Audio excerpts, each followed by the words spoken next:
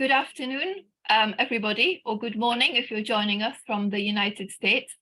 Welcome to this EPC Policy Dialogue, which is part of our project called Ukraine's European Future. And today we're going to be looking at the environmental cost of Russia's full-scale war on Ukraine. I think it's fair to say that since the start of the war, Russia has carried out massive ecological destruction in Ukraine. And this is now increasingly called an ecocide.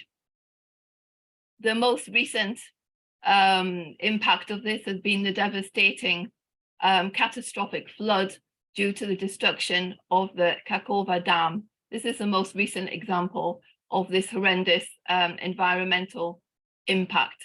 And of course, at the same time, there continues to be a lot of concern about Europe's biggest nuclear plant, Zaporizhzhia, which is under Russian occupation since the first weeks of the war.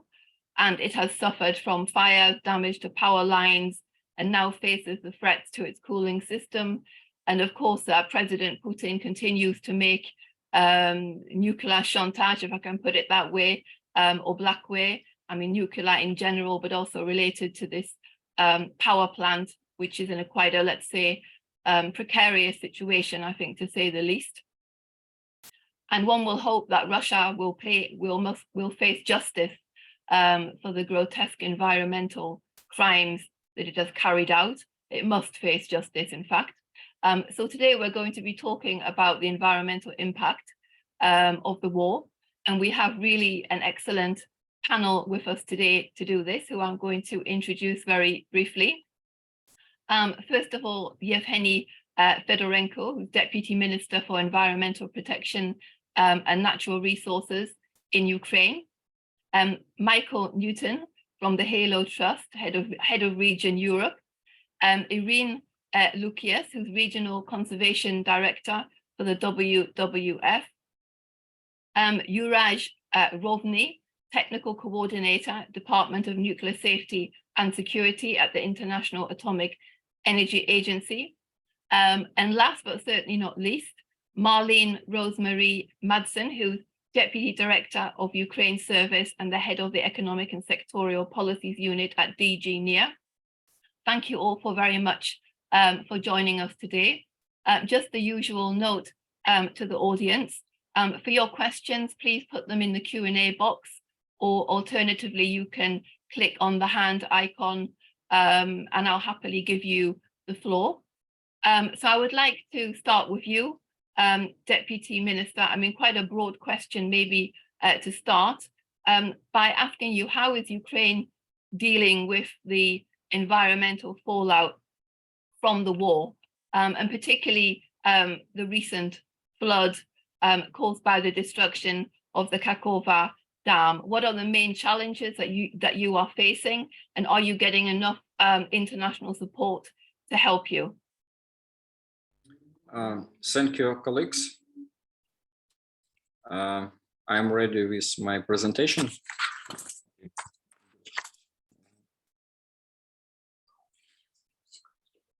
This is my presentation all about environmental damage caused by Russia war of aggression.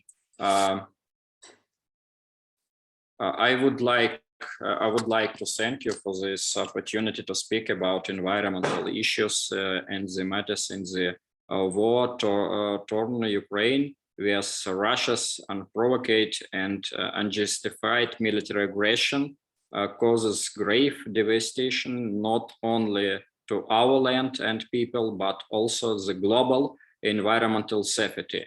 Since beginning of the full-scale war, we have recorded more than 2,445 cases of environmental damage. In over a year of a war, the monetary value of damage to the environment already amounts to 50.3 billion euro. Estimated losses, including land pollution with the waste, about 23 billion euros, air pollution, more 25 billion euros, forest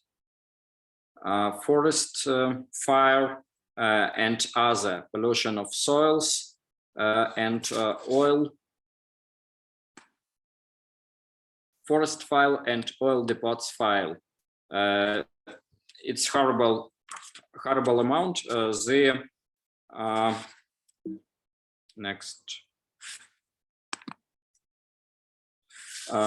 slide. Russia's actions exacerbate the climate crisis. The damage caused by the climate by the war is estimated at 33 million tons of cubic CO2 of additional greenhouse gas emissions into the atmosphere, and about 24 million tons came from the all types of fires, and 9 million tons were generated by the other military activities. Potential greenhouse gas emissions due to the need for the post-war recovery and reconstruction are estimated at around 49 million tons.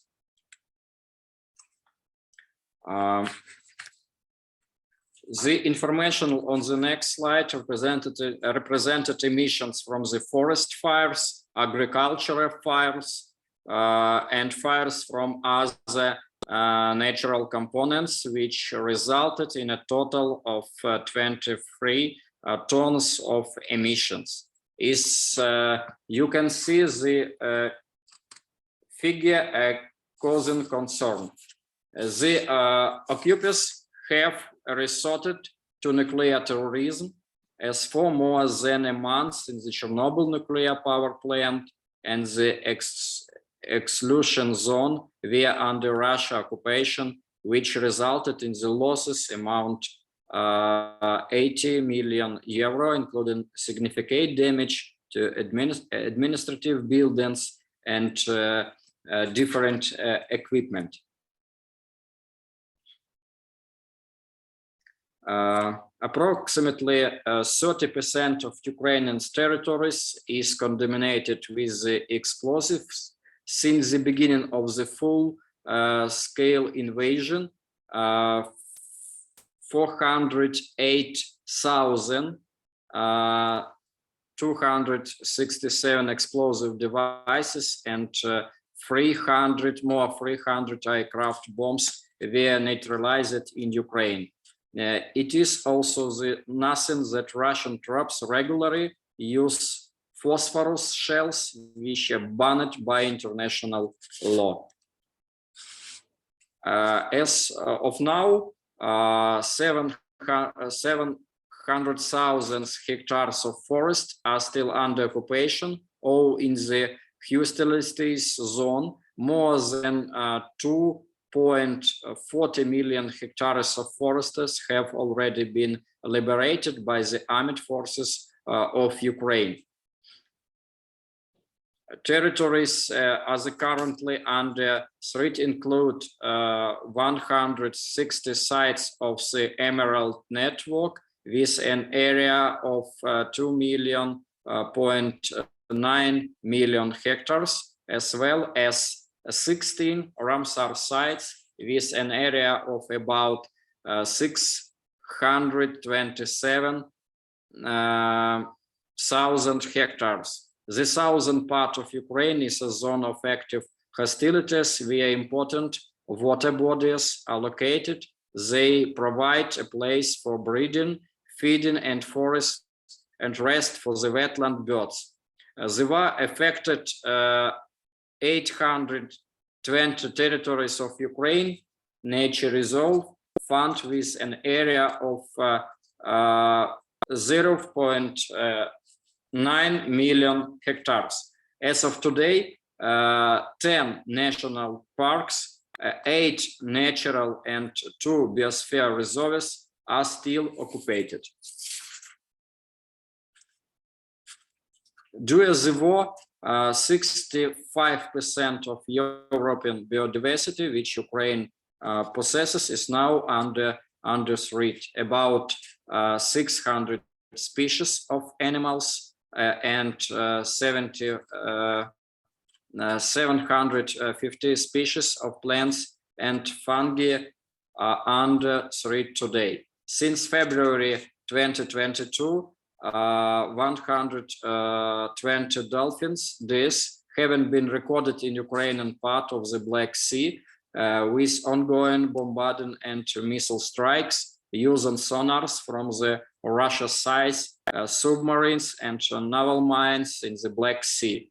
It is also known about 3 dolphin family species that are now at the brink of extinction. Damage to water resource, even before the recent disaster in the south of Ukraine, was estimated at 10.6 million euro, and according to the reports, 744 water management facilities have been damaged and destroyed. But this informational was before terrorist act of Russia occupies to bombing and destroy Kakhovka hydroelectric plant. And as of today, it's the fresh information of the Kakhovka's reservoir has now, after that attack and bombing from the Russia terrorists, has lost about 72% of its volume.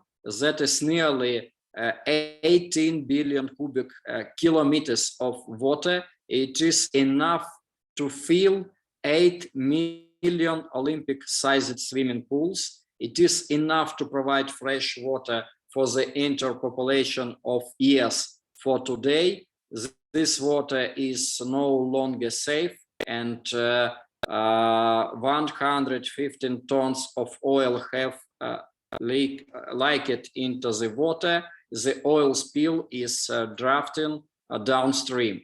The shores of the Kakhovka reservoir will become unusable as they turn into salt marshes. The estimated environmental damage caused by the blowing up of the Kakhovka dam amounts to over 1.5 billion euro.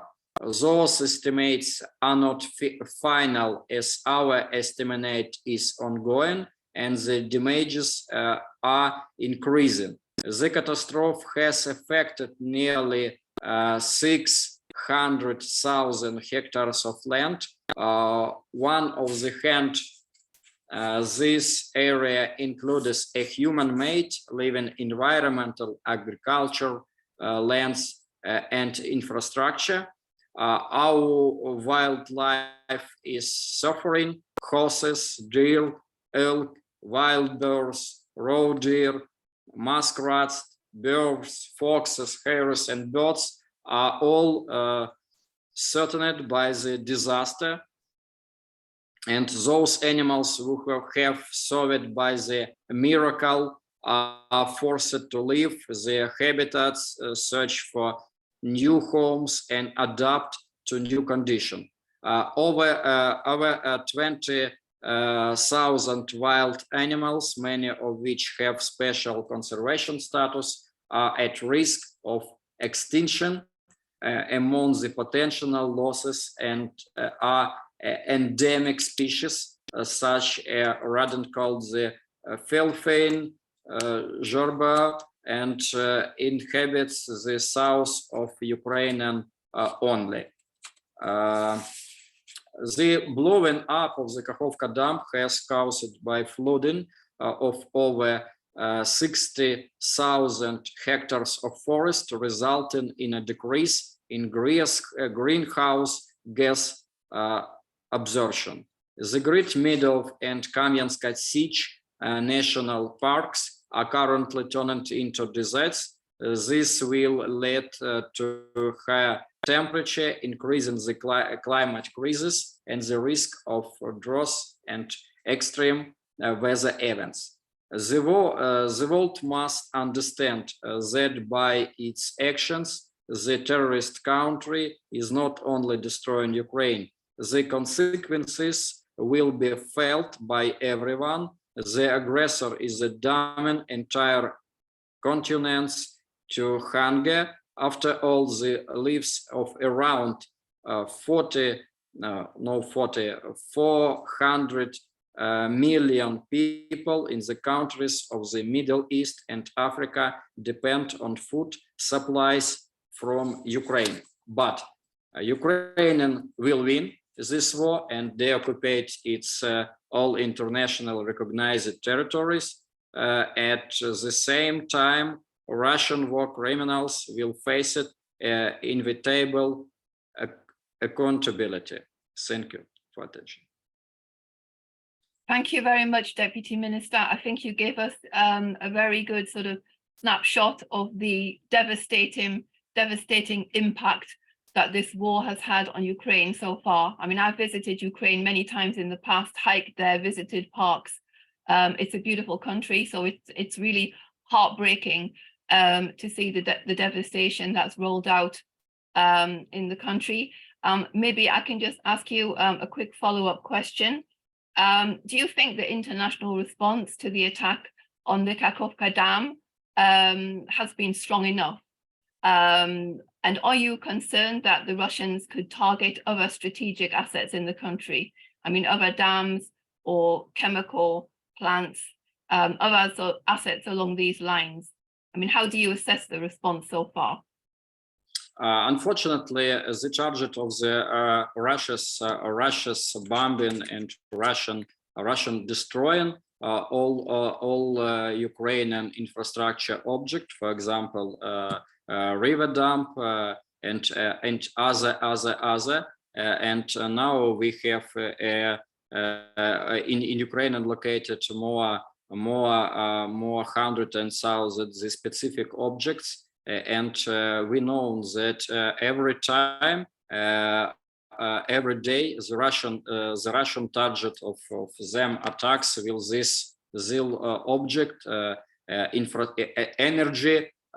object energy infrastructure or objects with the river infrastructure and more than.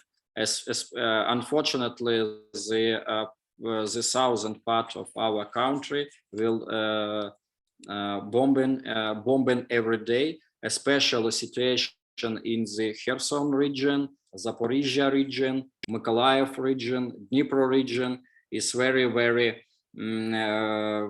important and very dangerous every day, at night and day, 24 hours per day. Thank you, Deputy Minister. I'd now like to turn to you, Michael Newton. Can you give us a picture of the damage caused by landmines and other sort of munitions that have been extensively used in Ukraine? I mean, I think Ukraine's now the most mined country in the world, if my memory serves me right. Your organization is well known in the world of landmines and demining. So maybe you can also give us a picture about what you're doing there very briefly and the challenges that you're encountering. I mean, the long-term challenges for Ukraine in this respect. Of course. No, thank you very much. And I just want to reference the Deputy Minister's points about the Kakhovka Dam, that the staggering number of 18 billion cubic kilometers of water being washed away. It's absolutely staggering. And we watched that from a distance and thinking what was going to happen with the landmines that are along the Dnipro River. And Halo's been in Ukraine since 2015. I think it's often easy to forget that this war didn't start in 2022. It's been going on for several years now. And Halo's got just over 800 people, all Ukrainians, men and women, working out of northern Ukraine in Chernihiv, Sumy, out of Kiev, and most recently out in Kharkiv and Mykolaiv.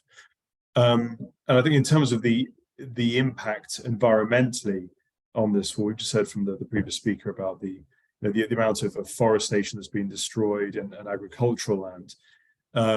But one of the things that we're keen to have a look at is the amount of land, of agricultural land, and it's important to remind ourselves that as per the government of Ukraine's latest estimates, that 170,000 square kilometers of land, the vast majority of that is agricultural land, has been exposed to conflict in one way, shape, or form. So we're not just talking about landmines here.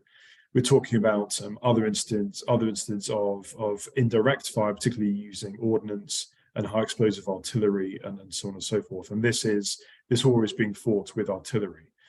And the estimates of the number of artillery shells being fired per day range anywhere between 60,000 and 80,000 artillery shells. Now, if you take a percentage of those that fail, and Soviet and Russian artillery has got up to a 20% failure rate, even more so since the Russians have expanded their productivity of these and potentially dropped their QA of manufacturing processes. If you just take even let's call it 10%, you're looking at about 5 million or just over 5 million artillery shells polluting viable agricultural land across the whole of Ukraine, and that's a staggering number. And that's not even considering landmines or particularly the anti-vehicle mines that have been laid that are polluting a great portion of productive land, or land that could be productive across the whole country. Some numbers are really staggering, and I don't think what we fully realize, and this goes for the Ukraine and the sector as a whole, is that while in Western Europe we're familiar with, and of course in Ukraine as well, we have the so-called iron harvest from World Wars I and II, where 80 years after the war, and over 100 years after World War I, artillery shells are still being dug up. So we should expect this level of contamination, depending on how long the war goes on, to last. And the numbers of this are really staggering. But before Russia's invasion, or full-scale invasion in February last year, just over 40% of exports, worth just shy of $30 billion, corn, wheat, sunflower products, were exported per year. And from India to the Horn of Africa, as we all know, food prices have risen because of interruptions to Ukraine's harvest, supply chains and exports, and the continuing conflict, the ecological challenges. And I entirely agree with the sensibility that this is ecocide, what's being caused. It is an ecological catastrophe. Combined with landmine contamination, damage to equipment, infrastructure, we've seen chemical plants being destroyed, and so on and so forth, will continue to impact the sustainable return of land to productive use long into the future. So this isn't just, in terms of the environment, it's not just a problem that is in Ukraine and of Ukraine, it's promoting regional food insecurity, global food insecurity, and the scale of which we've really yet to fully realize. And I think there's a lot of work to be done in properly qualifying and quantifying what damage high explosive at scale does to farmland when explosives leak into what was otherwise productive land, and there's a good deal of work to be done there. We know historically what that has done to farming and agricultural output in other contexts, but not in somewhere like Ukraine, and we should I think hesitate from just taking what we've learned in other contexts and slapping it on Ukraine. What's happening in Ukraine, the scale of the mine and explosive ordnance contamination, it's an entirely different context. The complexity of it is completely different, and so we need a tailor-made approach to review that in Ukraine. So I think otherwise, in terms of what we can look at, in terms of the mines and the ordnance from a hydrological point of view, trying to take lessons learned from the Kakhovka Dam, is that while we're familiar in other contexts, and I can cite Somalia, Sri Lanka, Mozambique, Zimbabwe, while we're familiar with flooding of mines ground in other contexts. That 18 billion cubic kilometers of water moving down the Dnieper. I'm sure many of us saw it on open source of mines literally being picked up and moved along the out into sea. And if you consider that an anti-vehicle mine is about the size of a dinner plate and weighs over 10 kilograms, that's a huge amount of force required to move it and pick it up and just send it out. And to say nothing of waterborne mines as well. So at the very least, there are lessons learned here that might be used in other contexts as well. So that's all I'll end with. But I think a final point is that ultimately, in the bigger picture of this war, and is of course still ongoing, the scale of the damage to Ukraine's environment, I think, is yet to be fully realized, and it will be yet to fully realized for some time to come. But it's important to note that I think demining in and of itself is an enabler of recovery, and reconstruction should be considered part and parcel of that. I'll leave that there. Thanks very much. Thank you, Michael. Maybe I can just ask a follow-on, and sorry if this is an ignorant question, but just regarding the mines that have gone into the Black Sea. I mean, how do you actually deal with removing mines in the water, and how will these mines, impact, for example, Ukraine's agricultural exports potentially? So for mines that have been swept into, I think it's important to conflate what we've seen as a result of the flooding and mines being swept from the ground into the sea, and mines that are designed to be laid in water, sea mines. So the issue of sea mines and the threat that they present to shipping, the grain deal, for example, I think is well known. And that's a technical issue in and of itself, and that's not something that Halo has ever had to deal with. But the issue of land mines being picked up and swept out to sea, they don't float, they're not designed to float, they will sink and they're gone, ultimately, unless they're being picked up and deposited on riverbanks when the water might yet subside. That's a different issue, and we ultimately, it's not just us, it's our fellow operators, the state emergency services, will go out and survey those areas and deal with those mines separately. But those mines don't necessarily present a threat to shipping in the Black Sea. The sea mines, however, which were laid by the Russians, is a different issue, and they most certainly do. Okay, thank you very much. Come back to you later on in the discussion. I'd now like to turn to you, Mrs. Lucius, to get your insights. Coming back to the issue of the destruction of the Kakhovka Dam, can you give us a picture of the extent of damage that's been impacted on, nature reserves, animals, and other forms of wildlife? Because as we've heard, it's been very extensive. What's the work that your organization is doing in this respect? I know that Ukraine's already lost several species of animals and ferns during the war so far. So I'm guessing this will unfortunately extend those losses further. Thank you for the question. And let me just say, first of, just in the beginning, that of course, nobody knows yet the full extension of the damage. This will take much more time. And also to highlight that, of course, access to the impacted areas is very limited because of the occupation. And I would also like to highlight that WWF always works in partnership. So, of course, we are working with the authorities, with other civil society organizations, and we are exchanging information and also response mechanisms with Ukrainian players. So what I'm going to say is based on sort of the collective knowledge that we have at the moment.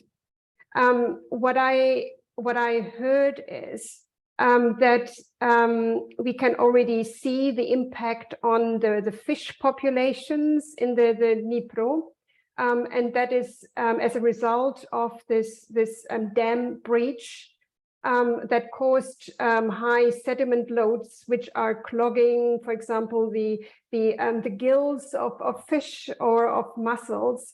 So there is now also a lot of dead material in the river, which will certainly cause follow-up damage. So these decaying bodies, they cause oxygen depletion. That means for the conditions for many forms of lives are deteriorating and will continue to deteriorate.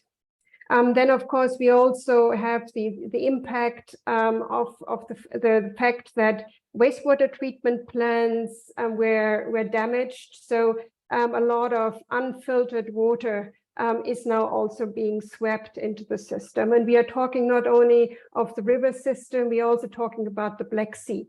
So here, I mean, it's very likely, although not fully monitored at the moment, that we will see negative impacts for quite some time to come. And that we should also keep in mind hits a system, an ecological system that is already under pressure. We should also think about what is likely to come in terms of sort of the natural recovery process. We can anticipate invasive species to take over if they are not being managed well. And we will certainly also see sort of a change in species composition, in particular above the dam that has adjusted over the past decades when after the dam was built sort of to a new system, and it now has to readjust. So certainly the impacts are grave. But I also want to highlight that nature has a great capacity to recover if we let it do so and if we give it a helping hand. So this is also a plea to put a focus on response mechanisms. Integrated river basin management is something that also the European Union is already promoting, so we need more of it. Also sound protected area management. We have 3 large, wonderful, important protected areas along this impacted part of the Dnipro. And here it's important to step up first some, if possible, recovery measures, for example, to plant some native tree species, to counteract the encroachment of invasive species, but also to make sure that these protected areas have the staff and the resources at hand to manage these areas well, so that they can recover faster. And of course also to rebuild these wastewater treatment plants as quickly as possible, and if possible also at a higher quality than they were before, which already would get the country a step closer to EU accession, because the environmental acquis is ambitious and of course needs attention and resources. So let's hope that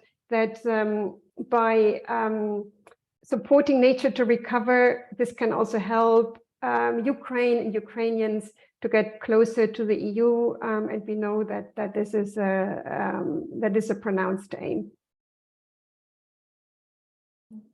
Thank you. May I ask you to elaborate perhaps a bit on the cooperation you have with Ukrainian civil society and local actors? I mean, on the ground. I mean, we've seen, many Ukrainians didn't leave the flooded areas. I mean, they stayed. Some have actually returned now. Those that went back. I mean, how important is the work of civil society on the ground and of ordinary people? Right. I mean, I think it's important both when we talk about immediate recovery, but also long-term recovery, because civil society on the ground, but at all levels, they are of course much closer to the ground. They know what is needed. They know what is needed at community level. They also know the local environment better than also, for example, an organization like myself or myself that lives in Vienna and of course has access to the know-how of the global WWF network, is in constant contact with the 25 Ukrainian colleagues of WWF Ukraine. But also we will not have impact without staying in contact with people who knows the situation on the ground. We really need them. We need their knowledge, but of course we also need their wish and their energy that they have shown so far to work for a bright future of Ukraine. So super important. Thank you, Irene. I'd now like to turn to you, Juraj, and I hope I'm pronouncing your name correctly, to talk a bit about the Zaporizhzhia nuclear plant.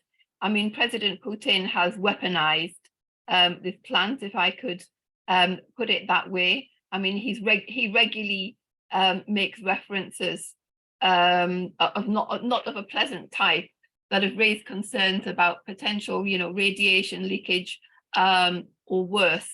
And it would be great to hear from you or to give us an update on how you see the situation, at the plant, because I mean, your organization has been monitoring what's been going on at Zaporizhzhia now since more or less since the beginning of the war, and how you see the situation there, and is it the potential for this radiation leakage, if it's something that's very real for the moment, or is this an exaggeration? It would be good to hear from you. Thank you very much. Yes, you're right. The IEA, International Atomic Energy Agency, is permanently present at the Zaporizhzhia nuclear power plant since 1st of September last year. We had a few fact-finding missions before September, but as of September, we have a permanent rotating teams on site. Me personally, I have served for 2 rotations, so I spent 2 times 1 month on the site and observed myself the situation there. Yeah, the situation is not very pleasant from nuclear safety and security point of view. It's definitely something that is unprecedented from our point of view, because no other nuclear power plant has been subject to this kind of military activity, direct military impact as Zaporizhzhia and PP. Coming to Kakhovka dam damage, this significantly impacted the safety, long-term safety of the plant. Every nuclear power plant needs a cooling water source, permanent source, to fulfill certain safety obligations. Even if the reactors at Z and PP are shut down, you still have a fuel that is, we call it a spent fuel, so fuel that has been already irradiated or partially spent, and that fuel still generates a heat which needs to be removed. So the fuel needs to be permanently cooled down, and for this we need water, and the cooling is done in an open loop in the end. So the part of the water is always lost through evaporation. So these losses need to be sooner or later compensated from a certain source. ZMPP, the Zaporizhzhia nuclear power plant, was using a Kakhovka reservoir as the source of the water for all the purposes on the site, and this was now significantly impacted and changed. The plant has a significant inventory of cooling water, which is present in a cooling channel plus a cooling pond. That inventory is quite huge, and if the inventory stays there, the plant is okay from the safety perspective for definitely several months, most probably even longer. However, as I said, sooner or later something will need to be implemented to compensate the losses. The power plant and our team currently monitors the steps being implemented, which in parallel develop some alternative ways of providing more cooling water on the long term. Different options are being explored because Dnipro river continues to flow, but it's a little bit more distance from the power plant. So one of the potential solutions is to use specific pumps which can deliver cooling water on a longer distance to power plant, but their installation needs to be agreed by the both sides of the conflict, because as you know, this area is exactly the line of contact, so you cannot install anything without both sides agreeing on a ceasefire and not attacking that area. In addition, the power plant is working on drilling new wells, very deep wells, which could provide the water. At the same time, they are now reviewing, reassessing their existing smaller wells on the site and the inventory of water which can be used. There is also a kind of a last resort option that the water for the safety systems cooling could be brought on site by trucks in case there is a really an urgent need and the large reservoirs, the large inventories I mentioned would be lost.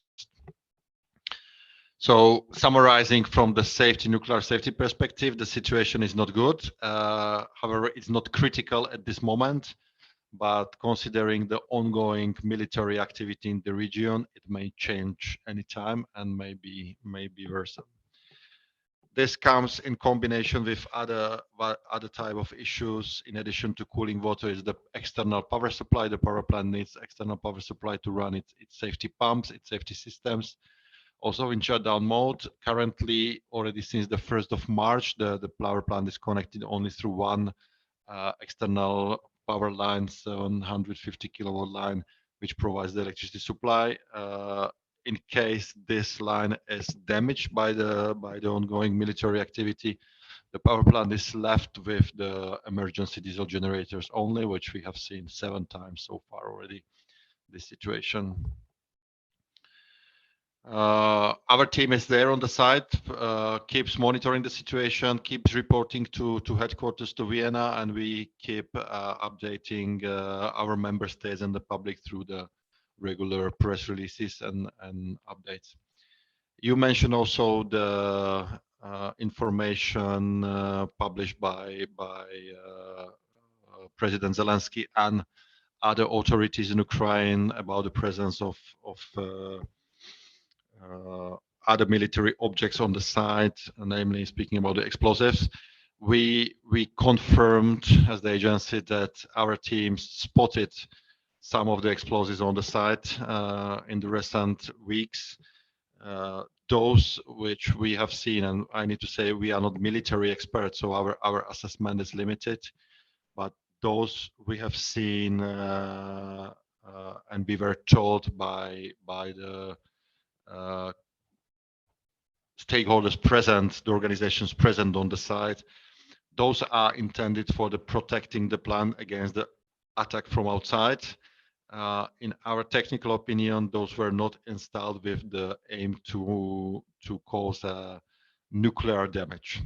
However, at the same time, we are now in the process of requesting access to other premises, which were mentioned by President Zelensky and the Ukrainian regulatory authority as potentially being mined. So after our team is granted the access and we can independently verify, we'll bring more clarity and light in this. We cannot exclude that there is more explosive on the site being installed. Thank you very much. I mean, it sounds like a very worrying situation, to put it mildly, quite frankly. But I'm just wondering, I mean, after the events this weekend, I mean, what's been called the mutiny. I mean, do you feel that this could further escalate the situation around the plant? I mean, there's been a lot of narratives in the media, particularly in the Russian media, about this whole nuclear issue again. Is this a concern to the organization, to you? Well, I don't want to speculate on a particular event during the weekend. In general, for organization like IAEA, where we are called the safety and security watchdog of the world, the situation is worrying for sure, because the power plant is safe when it has very clear management structure, whereas there is a responsible operating organization, when there is an independent regulatory authority which can independently verify the safety and security of the site, and when the decisions can be taken in favor of safety only and no other impacts are present. That's the essence of health, nuclear safety culture.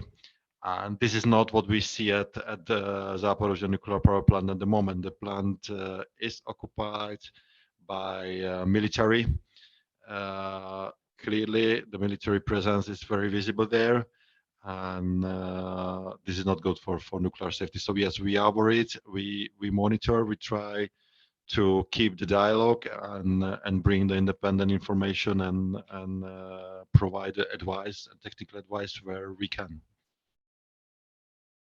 Okay, thank you so much, and I hope we can come back to you a bit later. I just wanted to remind to the audience, you can put your questions in the Q&A box or by clicking on the raise hand. I think we have an excellent group of people here, so please, don't hold back on the questions.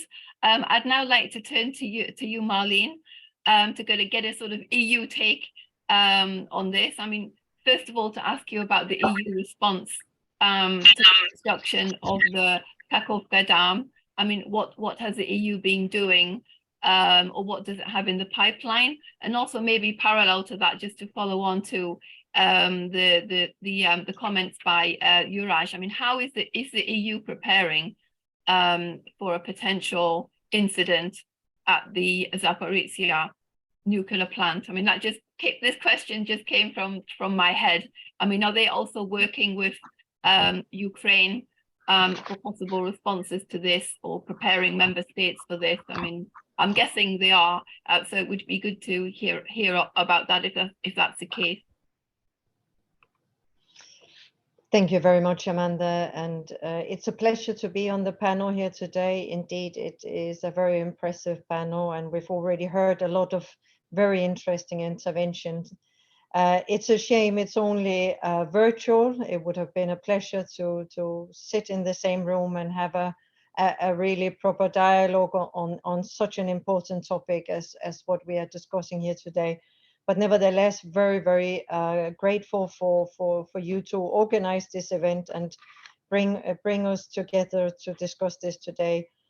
I also wanted to just very quickly highlight, the EU has been fully supporting Ukraine from day one since this Russian war of aggression against Ukraine.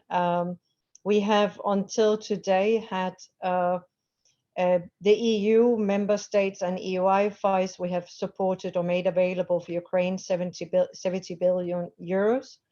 In our support, just to demonstrate how quickly and effectively we have mobilized on all fronts what was possible to provide support to Ukraine.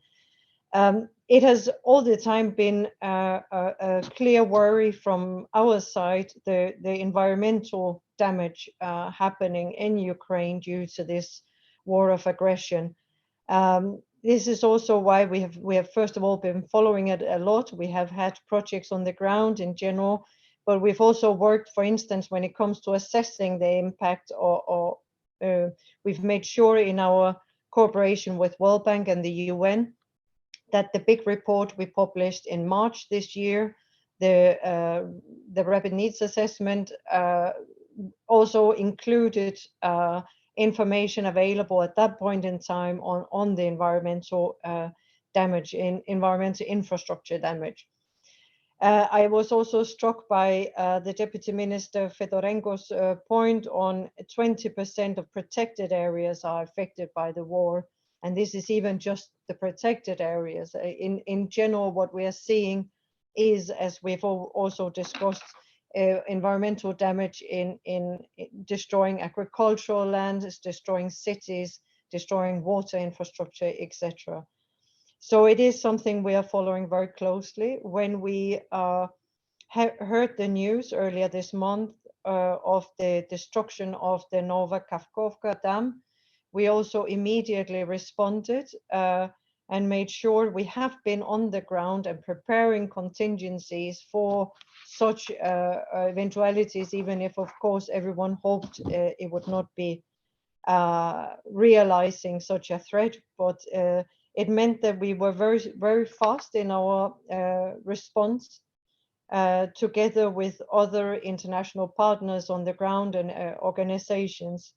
So we also mobilized the emergency response of the European Commission, the EU civil protection mechanism. There was also strong coordination in place with the Ukrainian government, which we were very, very grateful for the very quick and professional handling there as well, and good cooperation. And as I mentioned, also international partners who had been involved in emergency assistance on the ground. So this emergency response and the EU civil protection mechanism have been active in Ukraine, as I mentioned, since the beginning of the war. And therefore it facilitated this very, very quick response, also to have open channels with the government and with local actors already established. In order to provide the immediate and rapid emergency assistance, EU partners have repurposed existing activities that we had planned for Nova Kakhovka Dam response as well. The presence of EU partners is well established in Kherson, Mykolaiv, and the areas around. So the support for evacuation is provided by both the UCPM and the emergency response via UN-led convoys that are bringing immediate relief to the affected areas on the right bank.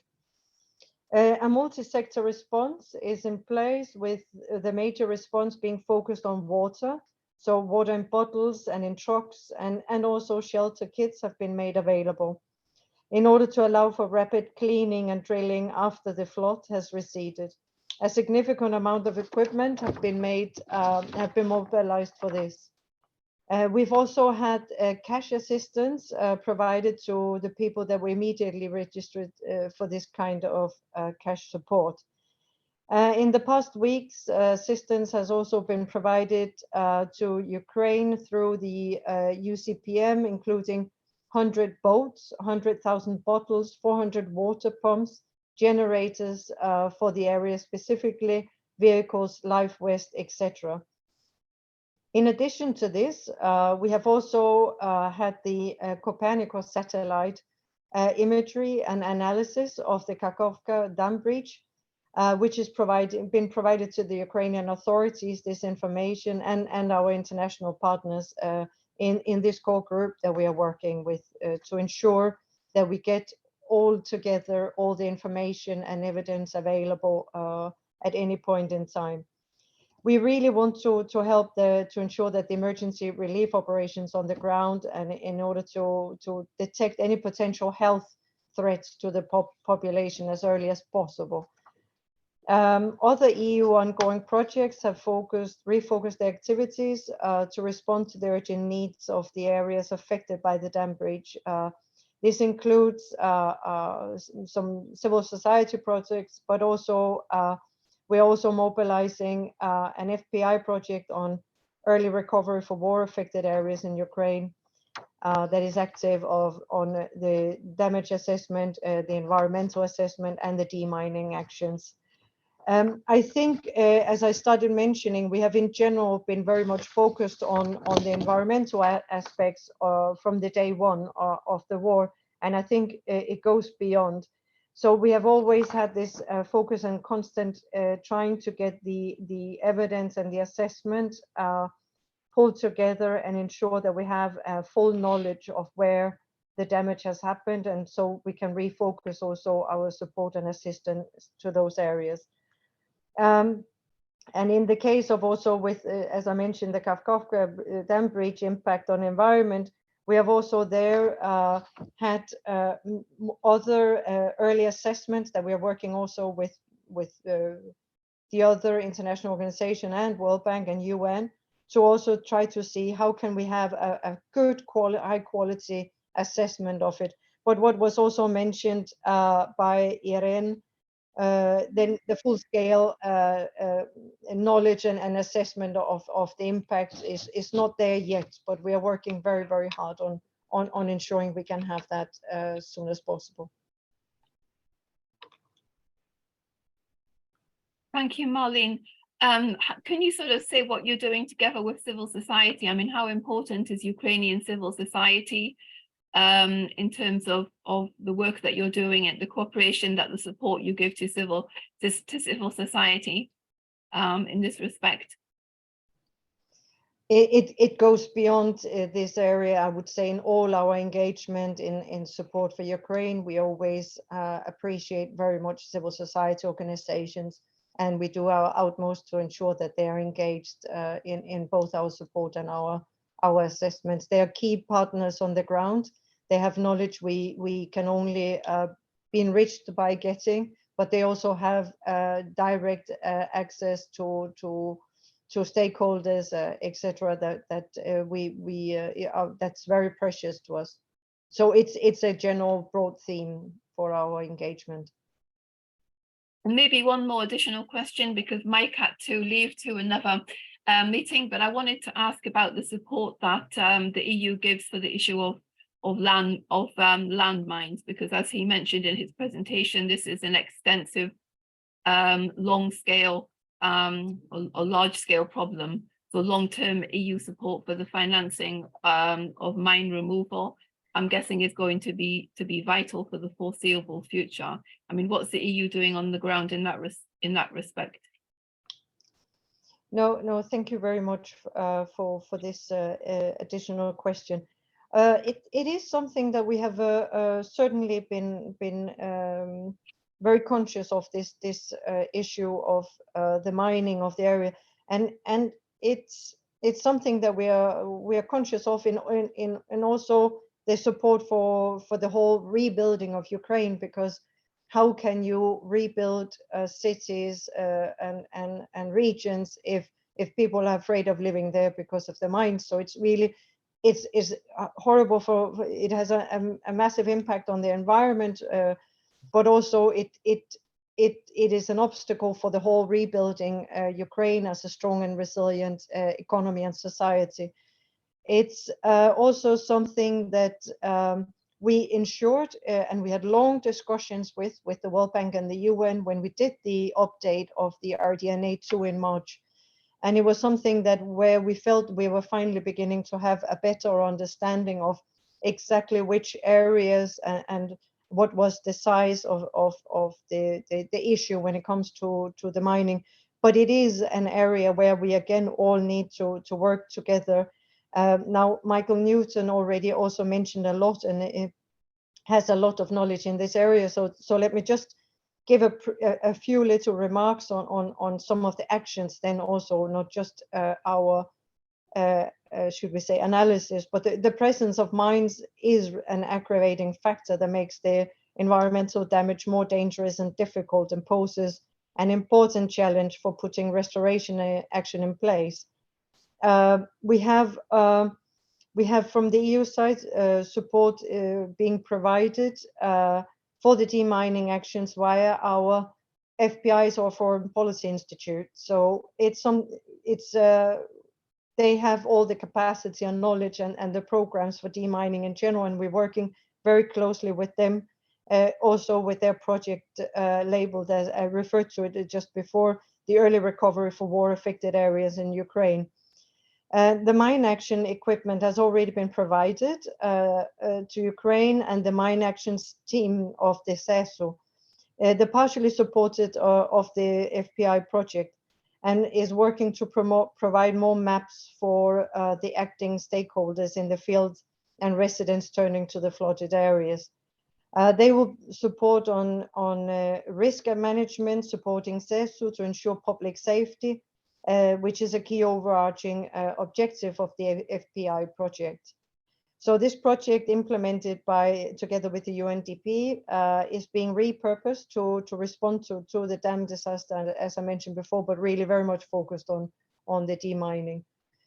But this is something that will also be having to be taken into account going forward. As you probably know, the European Commission has a certain tool set right now to support Ukraine here at the moment, and in 2023. From next year on, things will be very different with the Ukraine facility that we announced last year, which will, if co-legislators agree, enter into force from 1st of January. Okay, thank you. Maybe I can put this question as well, I think, to you and Juraj, and then I'll come back to you in a second, Irene. Again, it's related to the Zaporizhzhia nuclear plant from Sophie Nazarenko is asking, is the EU taking any steps to prevent the disaster at Zaporizhzhia? If you would like to comment on that, or maybe Juraj, you would also have a response to that. Well, I can only say that we cannot take as EU actions to prevent. Well, we can try to prevent further escalation of the war. We have, as you know, been supporting equipment for Ukraine, but protection of the nuclear power plant, it is occupied at the moment. What we can do is monitor. And that we are doing. So we are monitoring the plant, we are monitoring the situation and of course working with international partners. But at this point in time, this is the EU action as such in the area. Okay, thank you very much, Marlene. I don't know if you want to add anything, Juraj. Yeah, similarly, as Marlene said, our main role now is to monitor and inform the public, inform the member states, which also creates some kind of a pressure on the parties present. We also deploy to all other Ukrainian nuclear power plants. We are very active in providing material assistance to other nuclear power plants to help them to manage the situation and the consequences, because the national infrastructure is very often subject to shelling and damage. So the other nuclear power plants also have to adapt to this. And we provide advice as much as we can to solve the problem in favor of safety. Okay, thank you very much. I just want to come back to you now, Irene, because we only have a few minutes left, and I know EPC actually has another meeting after this meeting, so I need to be quick. It's like on a turntable. I wanted to ask you, I mean, how important is it when we're talking about the reconstruction and recovery of Ukraine, that it's done in a sort of green and sustainable, let's say, nature-friendly way? And I'm guessing that WWF is part of those conversations that are going on now in that respect. And maybe I'll put the question to you as well that's in the box from Dimitro Shukuru, because I know that the Deputy Minister has left, and he's sort of asking what would be the impact if the dam isn't rebuilt. I mean, what could be the impact on that area of Ukraine? I mean, he's talking about it becoming a desert without water. I mean, what would that mean for the environment, for the wildlife, etc.? Right. I mean, again, here, I think this would need some more detailed modeling, but of course, I can speculate. It's clear that the dam itself was a change in the natural environment. A river needs to flow. A river has a natural pulse, and this is what the ecosystem is adjusted to. So when the dam was built, and sort of a new state was achieved over the decades. So the areas above the dam, they got drier, and the areas below the dam, they had to adjust to a change in this flood pulse and in the amount of water available for nature. The assumption is that over a longer period of time without the dam, the system would basically readjust. But of course, we need to keep in mind that this area has been under human use. And of course, it's super important to think about the functions that the dam and the reservoir has provided to people. So if we think about sort of a vision for this area in the future, we need to think about what functions has this dam played in the past. It provided electricity, it provided water for irrigation, it provided drinking water. And it did have a negative impact on the environment. I mean, this is simply the fact. So when now we think about the future, we should not only think about how to support nature in recovering, we should also think about other options to fulfill the functions of this dam. And we need then to compare the pros and cons of different options based on current best available knowledge and technology. And it could be that the best way forward is a combination of restoring some of the hard infrastructure, but also working more with nature. For example, to think about how can water better retained in the agricultural landscape so that less irrigation is needed. Irrigation also means pumping stations, it means electricity, and of course it has an impact on the environment. So maybe with possibly with a combination of modern hard infrastructure solutions and working with nature approach, we could find a way how people in the future can make a good, if possible, better living than in the past, but also with less impact on the environment. Because in the end, people and economy, they do rely on nature, on the ecosystem services it provides. Agriculture does need clean and sufficient water, and with climate change, the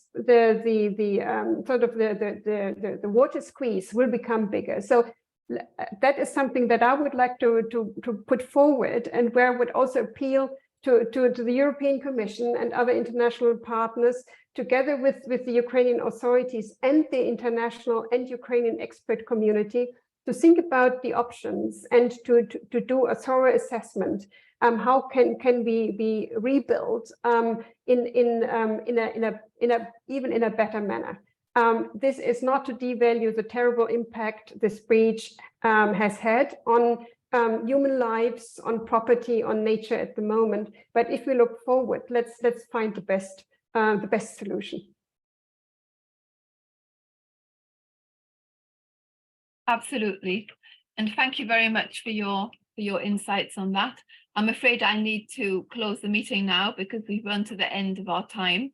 So I really want to thank all of you for joining us today and sharing really fascinating insights and analysis on this really important topic. I mean, as I said at the beginning, it's really devastating to see what's happened to Ukraine. I mean, it's such a beautiful country, but I do believe that in the nearest possible time, following the Ukrainian victory, Ukraine will become an even more beautiful country and an example for, I think, reconstruction and recovery and green lifestyle and all of these things. I do believe that. And I think all of your expertise is definitely going to help Ukraine and the international community achieve those goals of a prosperous and greener future for the country and the region. So thank you again for coming to share your insights today. I really value the time that you've given us. The EPC will continue to share events and publications on Ukraine. So please, to the audience, continue to check our website for publications and our event calendar. And with that, I would like to wish everybody a good end to the afternoon, and see you the next time on Ukraine's European Future event. Thank you very much. Thank you.